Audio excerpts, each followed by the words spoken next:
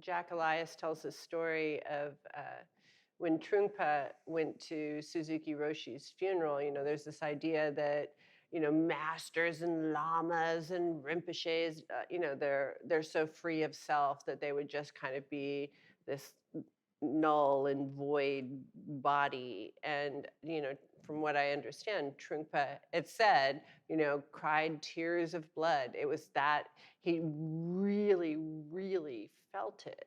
And that's a piece, that's the distinction that I think gets missed, because we talk about attachment like it's a dirty word in such a way, oh, you shouldn't feel attachment, it makes you a bad person. Not, oh, attachment is an aspect of avidya, ignorance, is an aspect of believing something that isn't true. It's not, it's not good or bad. So that's the first thing. Because if I have an idea that there's something good that I should be doing and something bad that I shouldn't, I'm already in the problem. I'm already in the challenge.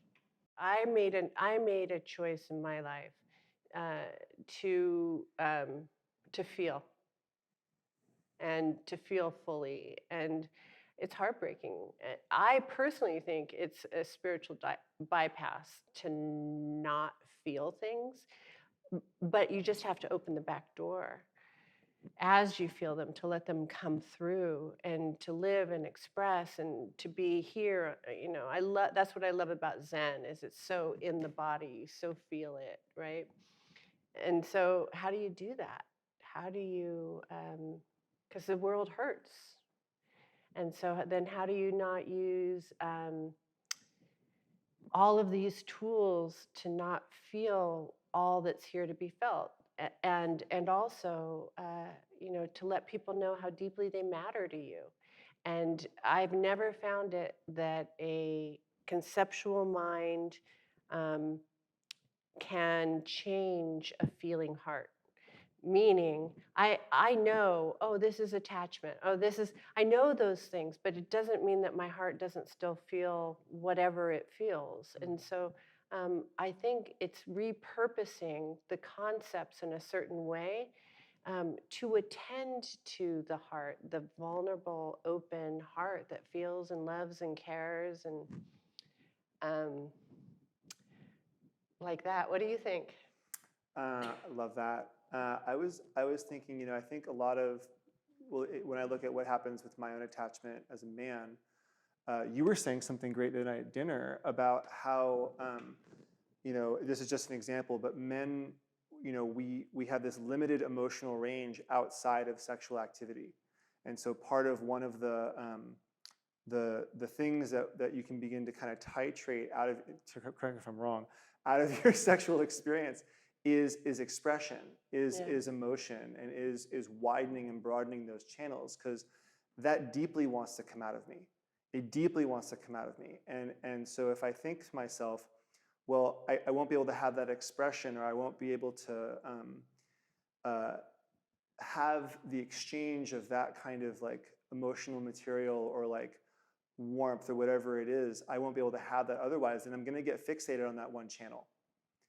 And so then what's the key out of that? Well, then the key out of that is those impulses are always coming through me. So the less I am willing to act in the moment when I feel them, the more I'm regrooving that there's this only way that it's appropriate, or this only one way that it can come out and that I can get what I want. And so it just kind of keeps doubling down on that particular false belief. And so for me, it's risk-taking, to the extent that that's actually risky to be dynamic in the moment. Is it more risky to be dynamic, or more risky to be buttoned down forever and then confine everything into one channel?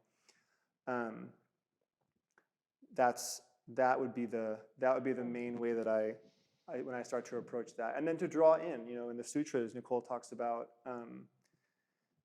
you become more erotically virtuous when you draw from the external internal.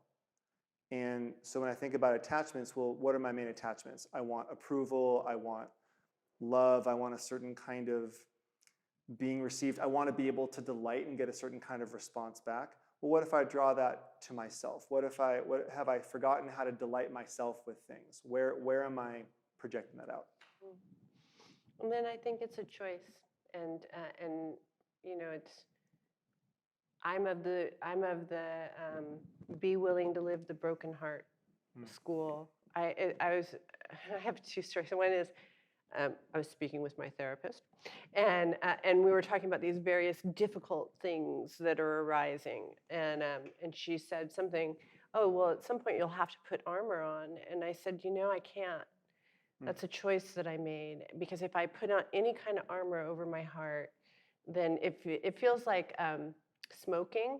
Like you smoke to get through something, then you make it through it, but then you have all this residue of feeling like crap. And so I'd rather just experience the broken heart all the way through but come through clean on the other end. And I think that's actually how you do it. Like you feel it all, you go through all of it. And then my lama, there's this woman who is very devotional, but she's very emotional in her devotional, and she goes all and she gets her heart broken all the time. She gets her feelings really hurt if the lama won't be there. And I said, and they're very lama-ish about it. And I said, oh, my heart breaks for her. And he said, oh, well, then you're going to have your heart broken a lot in this life. And I said, yeah, I am. I am. And I don't ever want to stop feeling that. I don't want to feel it in a sentimental or dramatic way. I don't want to overly dramatize it. But by the same token, I think there's just this frequency of, it's like we talk a lot about a chord. It's a chord rather than a note. So yes, I have the emotions, but I also have emptiness. I also have, the concept of what's happening. And then I just have the present moment. Right before I came here, I have two friends who are passing. And, I said to a friend of mine, like, I knew when we were really, I spent decades being close with these people. I knew about attachment. I know, like, oh, everything passes, people die.